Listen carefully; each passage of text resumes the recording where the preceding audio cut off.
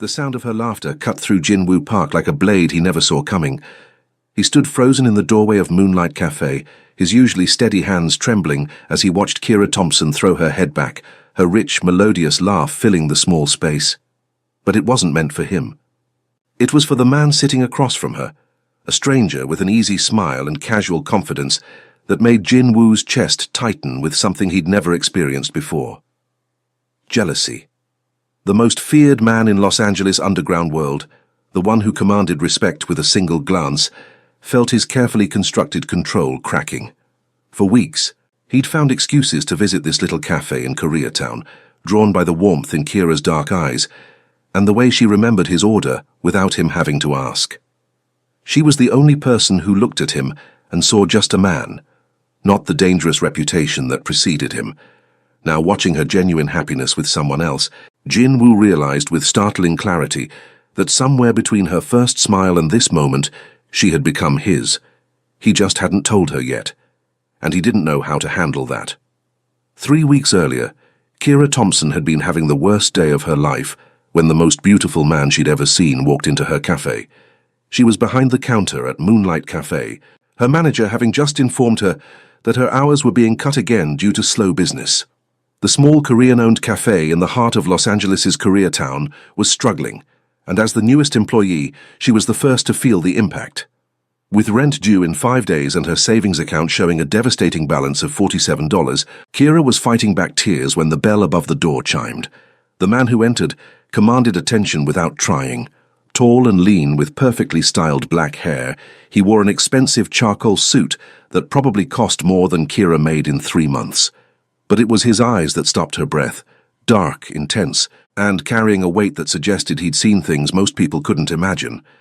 "Welcome to Moonlight Cafe," Kira managed, her voice steadier than she felt. "What can I get you?" He approached the counter with measured steps, his gaze never leaving her face. When he spoke, his voice was deep and controlled, with just a hint of an accent that made her pulse quicken. "Americano. Black." "Coming right up." Kira turned to the espresso machine, acutely aware of his presence behind her.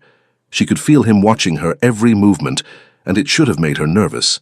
Instead, it made her hyper-aware of herself in a way that was both thrilling and unsettling. As she prepared his drink, she snuck glances at him through the reflection in the machine's chrome surface. He stood perfectly still, hands clasped behind his back, posture rigid like a soldier at attention. Everything about him screamed power and control, yet there was something almost lonely in the way he held himself apart from the world. "Here you go," she said, sliding the cup across the counter. Their fingers brushed as he reached for it, and Kira felt an electric shock run up her arm. He paused, looking down at their touching hands before meeting her eyes again. "Thank you." "You're welcome, Mr." For a moment she thought he wouldn't answer. Then, almost reluctantly, he said, "Park. Jinwoo Park." "I'm Kira Thompson." She smiled, the first genuine smile she'd managed all day. "I haven't seen you here before. Are you new to the neighborhood?" Something flickered in his dark eyes. Surprise, maybe, that she was making conversation. "I work nearby." "What do you do?" The question seemed to catch him off guard. He studied her face as if trying to determine whether she was genuinely curious or fishing for information. Whatever he saw there must have satisfied him because his shoulders relaxed slightly. "Import and export," he said finally. "International business." Kira nodded, though something in his tone suggested there was more to it than that. "That sounds interesting. Do you travel a lot?" "Sometimes." He took a sip of his coffee, and she was pleased to see his expression soften with approval. "This is excellent. Thank you. I actually learned to make coffee from my grandmother. She worked at a cafe in Atlanta for 30 years before she retired." Kira found herself sharing more than she usually did with customers, but there was something about Jinwoo that made her want to fill the silence. She always said that making good coffee was about understanding what people needed, not just what they ordered. "And what do you think I need?" The question came out more intimate than he'd probably intended, and Kira saw him tense as if he wanted to take it back. She tilted her head, studying him with the same intensity he'd been directing at her. "Peace," she said softly. "You look like someone who carries the weight of the world on his shoulders." Jinwoo went very still. For a long moment, they simply looked at each other across the counter, and Kira felt something shift in the air between them, a recognition, perhaps, or an understanding that neither of them had expected. "I should go," he said abruptly, pulling out his wallet. He placed a $20 bill on the counter for a $4 coffee and turned to leave. "Wait!" Kira called after him. "Your change." "Keep it." He paused at the door, looking back at her with an expression she couldn't read. "Thank you for the coffee, Kira Thompson." After he left, Kira stood staring at the door for several minutes, her heart racing for reasons she couldn't explain. She'd served hundreds of customers since starting at Moonlight Cafe, but none had affected her like Jin-Woo Park. There was something about him, a dangerous magnetism wrapped in perfect politeness, that made her want to know more. Her manager, Mrs. Kim, emerged from the back office with a concerned expression. "Kira, ya? Who was that man?" "A customer." "Why?" Mrs. Kim looked troubled. "I saw him through the window. He looked familiar, but I cannot remember where I have seen him before." She shook her head. "Be careful, child. Some men in this neighborhood, they are not what they seem." Kira wanted to ask what she meant, but Mrs. Kim had already retreated to her office, leaving Kira alone with her thoughts and the lingering scent of expensive cologne. The rest of her shift passed in a blur of routine tasks, but Kira found her mind returning again and again to Jin-Woo Park. The way he'd looked at her, as if she were a puzzle he was trying to solve. The careful control in his voice, like he was used to choosing his words with precision. The loneliness she'd glimpsed beneath his polished exterior. And the way her body had responded to his presence, the quickened pulse, the heightened awareness, the inexplicable feeling that something important had just happened. As she closed the cafe that evening, Kira caught herself hoping he would come back. She told herself it was just curiosity, that she was simply intrigued by the mystery he represented, but deep down, she knew it was more than that. Jin-Woo Park had walked into her cafe for less than 10 minutes, and somehow he'd managed to turn her world upside down. Standing alone in the empty cafe, surrounded by the familiar scents of coffee and pastries, Kira couldn't shake the feeling that her life had just taken a turn towards something she wasn't prepared for, something that would challenge everything she thought she knew about herself and the safe, predictable world she'd built. Outside, the neon lights of Koreatown flickered to life, casting colorful shadows through the cafe windows. Somewhere out there, Jin-Woo Park was returning to whatever world he came from, a world that felt as distant from hers as the stars. But as Kira locked up and headed home to her tiny studio apartment, she carried with her the memory of dark eyes that had seen too much, and the strange certainty that this was only the beginning.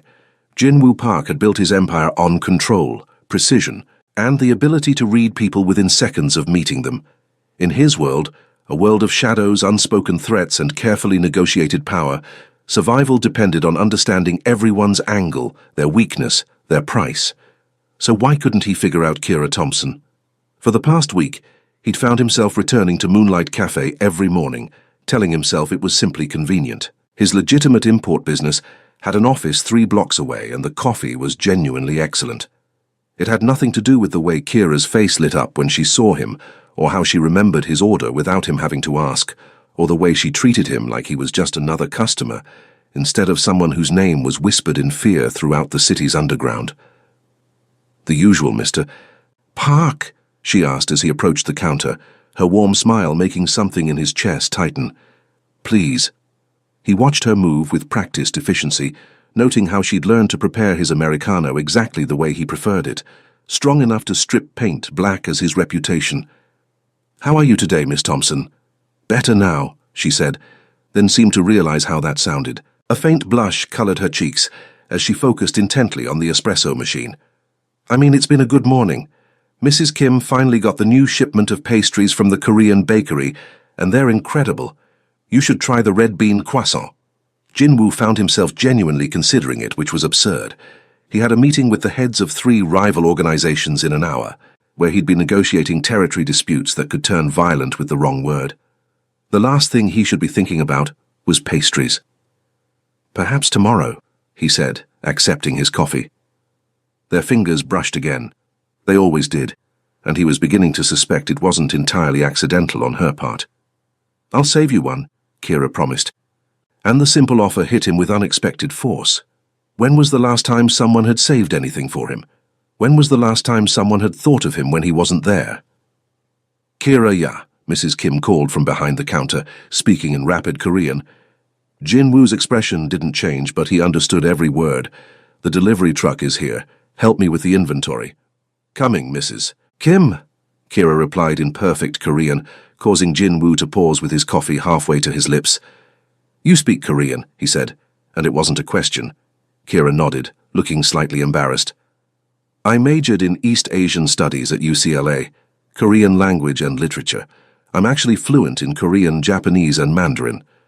She shrugged as if this impressive accomplishment was nothing. Turns out there's not a huge job market for that skill set, which is why I'm here instead of using my degree. Jin-woo stared at her, his mind racing. In his world, information was currency, and the ability to understand multiple languages was invaluable. She was brilliant, educated, and working as a barista because life hadn't given her better options. The waste of her potential bothered him more than it should have. Your Korean is excellent, he said carefully.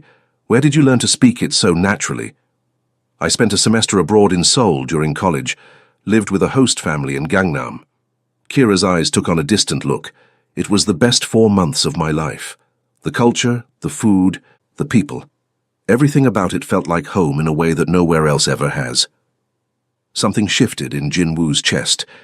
She understood his culture, had lived in his homeland, spoke his language with genuine affection.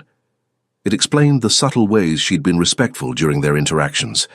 The slight bow when she handed him his coffee, the way she used both hands when accepting his payment. Small gestures that most Americans wouldn't think to make. Why did you come back? He asked, genuinely curious. Student visa expired, she said with a rueful smile, and my grandmother got sick. I couldn't leave her alone. The sadness in her voice was brief but unmistakable. She passed away 6 months ago. That's actually why I moved to LA. I needed a fresh start, and I thought maybe I could find work here that would use my language skills. I'm sorry for your loss, Jin-woo said, and meant it. Family loyalty was something he understood completely. Thank you. Kira's smile was soft and grateful. She would have loved this place. She always said the best way to understand people was through their food and their stories. Before Jin-woo could respond, the bell above the door chimed, and 3 men in expensive suits entered. Jin-woo recognized them immediately, Dmitry Volkov and his lieutenants, part of the Russian organization that controlled the docks. Their presence here wasn't coincidental. Jin-woo, Dmitry called out in accented English, his voice carrying the kind of false friendliness that preceded violence. What a surprise to find you here. Jin-woo turned slowly, his posture shifting into something more dangerous. The casual customer disappeared, replaced by the man who commanded fear and respect in equal measure.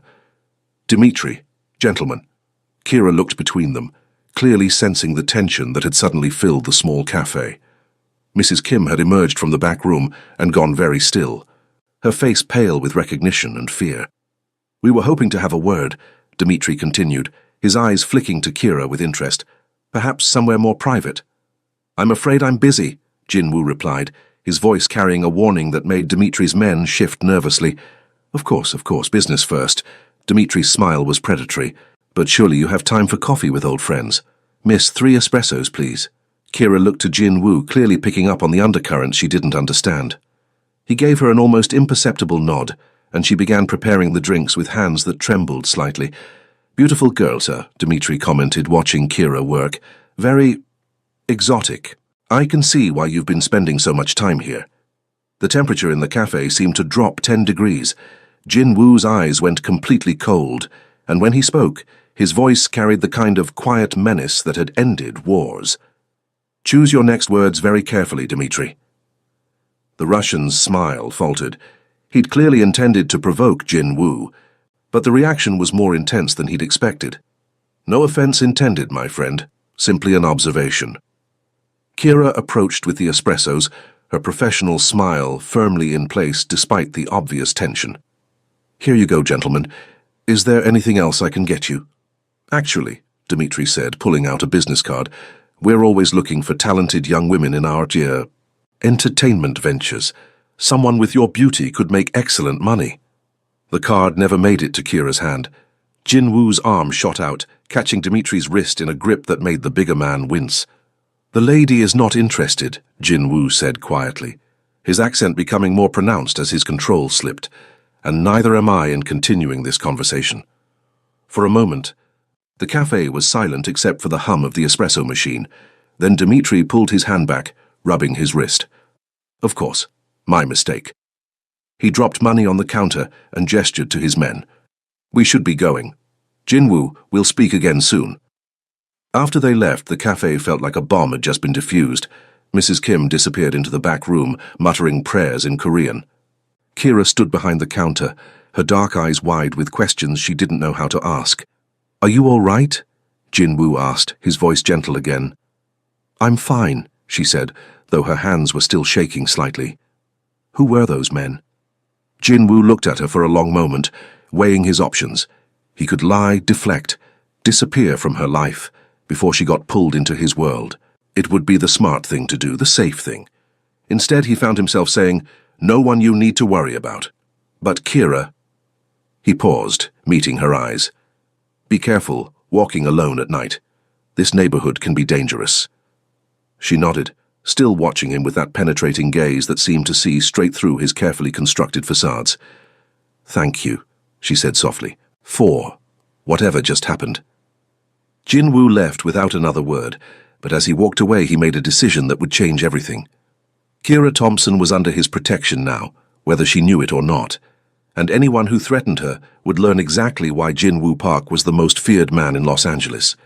2 days after the incident with Dimitri's men, Kira was closing the cafe alone when she noticed the black sedan parked across the street. It had been there for over an hour, its tinted windows making it impossible to see who was inside, but she could feel eyes watching her every movement. Mrs. Kim had left early for a doctor's appointment, trusting Kira to handle the evening routine. As she wiped down tables and stacked chairs, Kira tried to ignore the growing unease in her stomach. The cafe's usual evening customers had already left, and the street outside was quieter than usual. She was reaching for the light switch when the bell above the door chimed. Kira spun around, her heart leaping into her throat, expecting to see Dmitri or one of his men. Instead, Jinwoo Park stood in the doorway, his dark eyes scanning the empty cafe before settling on her face. We're closed, she said, then immediately felt foolish. I know. He stepped inside, closing the door behind him and turning the lock. I saw the car outside. So he'd noticed it too. Kira felt a mixture of relief and apprehension. Do you know who they are? Associates of the men from the other day. Jinwoo moved through the cafe with predatory grace, checking the windows and back exit, with the thoroughness of someone accustomed to potential threats. They're watching you. Why? The question came out smaller than she'd intended. Jinwoo paused in his inspection, his jaw tightening. Because they think you matter to me. The admission hung in the air between them, heavy with implications neither of them was ready to address. Kira felt her pulse quicken, but not from fear this time. Do I? She asked quietly. Matter to you? For a moment, Jinwoo's carefully controlled expression cracked, revealing something raw and vulnerable underneath. You shouldn't, he said, his voice rough. It's dangerous for you if you do. But I do. It wasn't a question, and they both knew it. The tension that had been building between them for weeks finally had a name, and it terrified them both. Kira. Jinwoo stepped closer, and she could see the internal war playing out in his dark eyes. You don't understand what you're saying. You don't know who I am. Then tell me. She moved toward him, drawn by the magnetic pull she'd felt since the first day they'd met. I know you're not just an import businessman. I know those men the other day were afraid of you. I know you carry yourself like someone who's used to being in charge of life and death situations. Jinwoo went very still. And that doesn't frighten you? It should, Kira admitted, stopping just inches away from him. But when I look at you, I don't see someone dangerous. I see someone who's been hurt, someone who's had to become hard to survive. I see someone who's been alone for too long. You see too much, he said, his voice barely above a whisper. Maybe. Or maybe I see exactly what you need me to see. The space between them seemed to crackle with electricity. Jinwoo raised his hand slowly, as if giving her time to pull away, and gently cupped her cheek. His thumb traced across her skin with reverent care. "I've killed people, Kira," he said, his voice steady despite the confession. "I've made decisions that destroyed lives. I'm not a good man." "I don't believe that," she replied, leaning into his touch. "A truly bad man wouldn't warn me about danger. He wouldn't protect a stranger. He wouldn't look at me the way you do. How do I look at you? Like I'm something precious, something worth protecting." Kira's voice was soft but certain. "Like I'm the first good thing you've seen in a long time." Jinwoo's control finally shattered. He pulled her against him, his lips finding hers in a kiss that was desperate and gentle at the same time. Kira melted into him, her hands fisting in his expensive shirt as she kissed him back with equal fervor. When they finally broke apart, both were breathing hard. Jinwoo rested his forehead against hers, his eyes closed as if he was memorizing the moment. "This is insane," he murmured. "I should walk away. I should disappear from your life before—" "Before what?" Kira interrupted. "Before I fall for you completely? Too late." His eyes snapped open, searching her face. "You don't know what you're saying." "I know exactly what I'm saying." Kira's voice was steady, sure. "I know this is crazy. I know we've only known each other for a few weeks. I know you're involved in something dangerous that I don't understand, but I also know that when you're not here, I spend all day waiting for you to walk through that door. I know that when you look at me, I feel like the most important person in the world, and I know that whatever this is between us, it's real."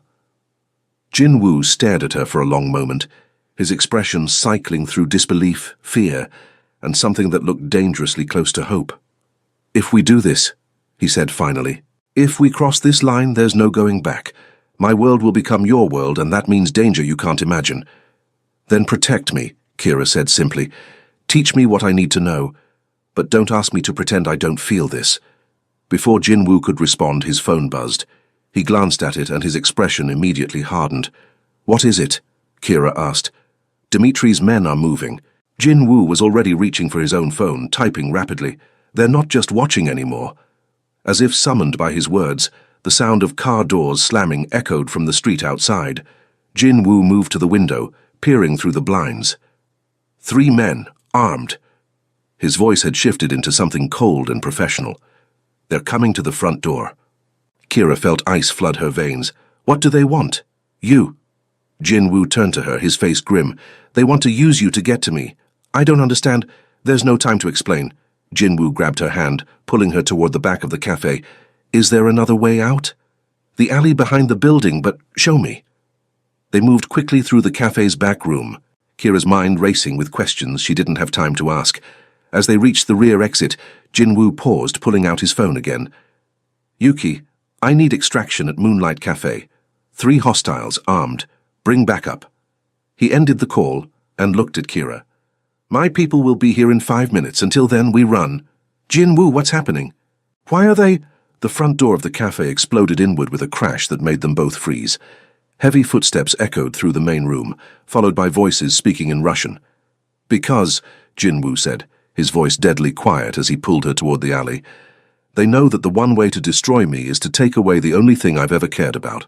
The confession hit Kira like a physical blow, but there was no time to process it. Jinwoo pushed open the back door, scanning the alley for threats before pulling her outside. "Stay close to me," he ordered, his hand finding hers. "Whatever happens, don't let go." As they ran through the dark alley, Kira realized that her life as she knew it was over. She was no longer just a barista struggling to make ends meet. She was now the weakness of the most dangerous man in Los Angeles. And somehow, despite the terror coursing through her veins, she couldn't bring herself to regret it. Behind them, shouts erupted from the cafe as their pursuers discovered they were gone. Jinwoo squeezed her hand tighter, and Kira squeezed back. Holding on to the only certainty she had left, whatever came next, they would face it together. The safe house was nothing like what Kira had expected. Instead of the stark industrial space she'd imagined, Jinwoo had brought her to an elegant penthouse apartment overlooking downtown Los Angeles.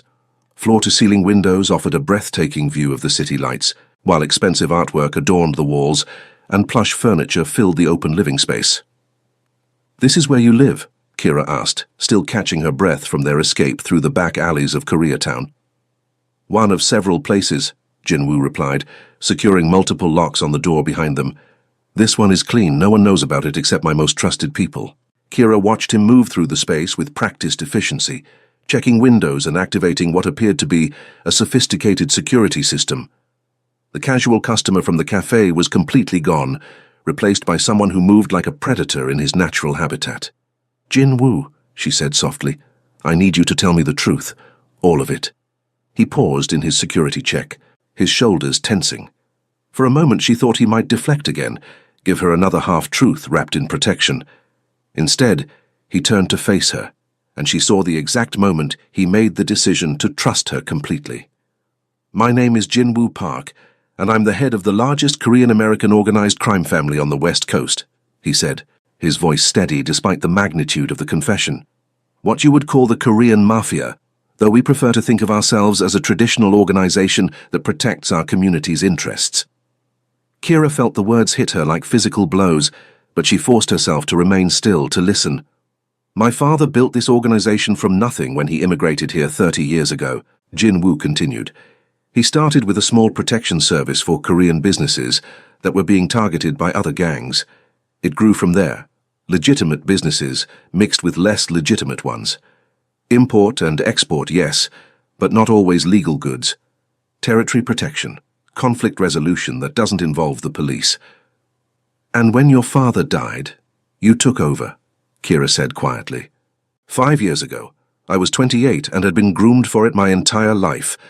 Jin Woo's expression was carefully neutral, but she could see the weight of those years in his eyes.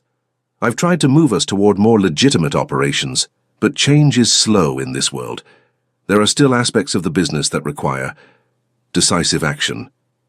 The men you said you'd killed, rivals who threatened our people, traitors within our own organization, men who hurt innocent people under our protection." His voice remained steady, but she could see the toll those decisions had taken on him. "I don't kill for pleasure, Kira.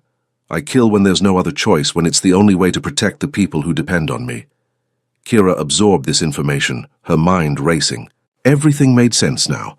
His commanding presence, the way other men deferred to him, the expensive clothes and cars, the careful way he spoke as if every word carried weight.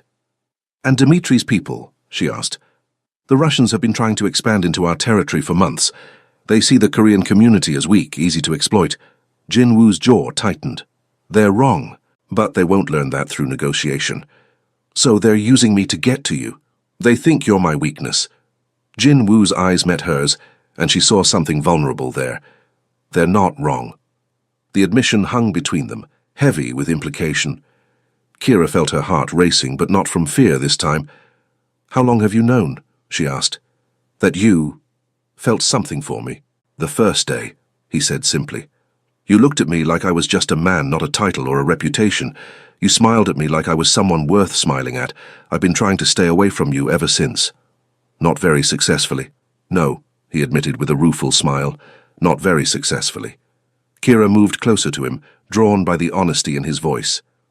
"What happens now? Now we wait for this to blow over. Dmitri will realize that taking you was a mistake and he'll back down." Jin Woo's voice carried a confidence that didn't quite reach his eyes. "My people are already moving against his operations. By tomorrow, he'll have bigger problems than trying to use you against me." "And after that? After that?" Jin Woo hesitated, and Kira could see him wrestling with something. "After that, you go back to your life. You're safe, and we pretend this never happened." "Is that what you want?" "It's what's best for you." "That's not what I asked." Kira stepped closer, close enough to see the conflict in his dark eyes. "Is that what you want, Jin Woo?" For a moment, his carefully maintained control cracked completely. "What I want is impossible," he said, his voice rough with emotion. "I want to wake up every morning knowing you're safe. I want to come home to you at the end of every day. I want to build a life with you that doesn't involve looking over our shoulders or wondering if today is the day my enemies decide to hurt you to get to me. Maybe it doesn't have to be impossible. Kira," he reached for her, then stopped himself. "You don't understand what you'd be giving up. A normal life, a safe life, children who could grow up without bodyguards, a husband who comes home every night instead of disappearing for days on business you can't know about. And what would I be gaining?" The question seemed to surprise him. "What do you mean?" "You're telling me everything I'd be giving up," Kira said, moving close enough to touch him. What would I be gaining if I chose this life with you? Jin-woo stared at her, his expression cycling through disbelief and hope. You'd be gaining a man who would die before letting anyone hurt you, someone who would give you everything he has, everything he is. A love that would consume everything else, because you'd become the most important thing in his world. That sounds like a fair trade to me. Before he could respond, his phone rang. Jin-woo answered it immediately, his expression growing grim as he listened. What is it? Kira asked when he ended the call. Dimitri's people hit 3 of our businesses tonight, Jin-woo said, his voice cold with fury. They're escalating this beyond what I expected. What does that mean? It means they're not backing down. Jin-woo was already moving toward what appeared to be a hidden panel in the wall.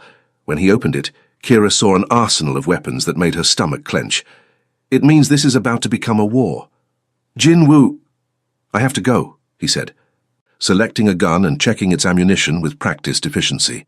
Yuki will be here in 10 minutes to watch over you. Don't leave this apartment. Don't answer the door for anyone except him.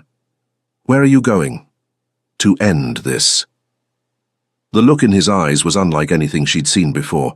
Cold, deadly, absolutely certain. This was the man his enemies feared, the one who had built an empire on decisive action and unwavering resolve. Don't, Kira said, grabbing his arm. Don't go. There has to be another way. There is no other way, Jin-woo said, his voice gentle despite the steel in his eyes. They threatened you, Kira. They came into your workplace, your safe space, and they threatened you. That's a line no one crosses. I don't want you to kill people because of me. I'm not killing people because of you, he said, cupping her face in his hands. I'm killing people who threatened the woman I love. The words hit Kira like lightning. Before she could respond, Jin-woo kissed her fiercely, desperately, like a man going to war who wasn't sure he'd come back. When he pulled away, his eyes were dark with promise and threat in equal measure. When I come back, he said, we're going to finish this conversation, and you're going to tell me if you're brave enough to love a man like me. Then he was gone, leaving Kira alone in the elegant apartment with the taste of his kiss on her lips and the terrifying certainty that everything was about to change forever. Kira spent the longest night of her life pacing Jin-woo's penthouse, watching the city lights blur through tears she refused to let fall. Yuki, Jin-woo's lieutenant, stood guard by the windows, a silent, intimidating presence who spoke only to assure her that his boss would return safely. But as dawn broke over Los Angeles with no word from Jin-woo, Kira began to fear the worst. She was standing at the floor-to-ceiling windows, watching the sunrise paint the sky in shades of pink and gold, when she heard the locks turning. Her heart leaped as the door opened, but instead of Jin-woo, 3 men in expensive suits entered the apartment. Dmitri Volkov smiled at her with predatory satisfaction. Miss Thompson, how lovely to see you again. Yuki was already reaching for his weapon, but Dmitri's men were faster. The sound of gunfire echoed through the apartment, and Yuki collapsed to the floor, clutching his shoulder. Now, Dmitri said, stepping over the wounded man. No need for violence. We're all civilized people here. What do you want? Kira demanded, forcing her voice to remain steady despite the terror coursing through her veins. What I've always wanted, Dmitri replied, settling into one of Jin-woo's expensive chairs as if he owned the place. Jin-woo Park's complete surrender, his territory, his operations, his organization, everything. He'll never give you that. Oh, but he will. Dmitri's smile was cold and confident. Because if he doesn't, I'm going to kill the only thing in this world that matters to him. Kira felt ice flood her veins, but she lifted her chin defiantly. You're making a mistake. I'm nobody special, just a barista who served him coffee. Please, Dmitri laughed. Do you think I'm stupid? Jin-woo Park has never shown interest in a woman before, never allowed anyone close enough to matter. But you he protects, you he risks everything for. You are his weakness, and that makes you very valuable indeed. Before Kira could respond, Dmitri's phone rang. He answered it with obvious satisfaction. Jin-woo, how good of you to call. Yes, I have her. Yes, she's unharmed, for now. Dmitri's eyes never left Kira's face. You know what I want. Complete surrender, or she dies. You have 1 hour to decide. He ended the call and pocketed the phone. He's coming, of course, the great Jin-woo Park, reduced to begging for the life of a barista. How the mighty fall. You don't know him at all, Kira said quietly. If you did, you'd know that threatening me was the worst mistake of your life. Dimitri's smile faltered slightly. Big words for someone in your position. I'm not afraid of you, Kira lied, surprised to find that it was almost true. And when Jinwoo gets here, you're going to learn why everyone in this city fears him. 45 minutes later, the apartment's security system chimed, indicating someone was in the elevator. Dimitri's men took positions by the door, weapons drawn, while Dimitri himself grabbed Kira and pressed a gun to her temple. Remember, he told his men, we need him alive. He's no good to us dead. The elevator opened, and Jinwoo stepped out alone, his hands raised to show he was unarmed. But everything about his posture, his expression, the cold fury in his dark eyes, screamed danger. Let her go, Dimitri, he said, his voice deadly calm. This is between us. How touching, Dimitri sneered, pressing the gun harder against Kira's head. The great Jinwoo Park brought to his knees by love. Your father would be ashamed. My father would understand, Jinwoo replied, his eyes never leaving Kira's face. Family is everything, and she is my family now. Family? Dimitri laughed. You've known her for a few weeks. This isn't love, it's obsession. You're wrong, Kira said, finding her voice despite the gun at her temple. It is love, and that's why you've already lost. Shut up, Dimitri snarled, but Kira continued speaking, her eyes locked on Jinwoo's. I love you, she said, the words carrying across the apartment with perfect clarity. I love your strength and your vulnerability. I love how you protect people who can't protect themselves.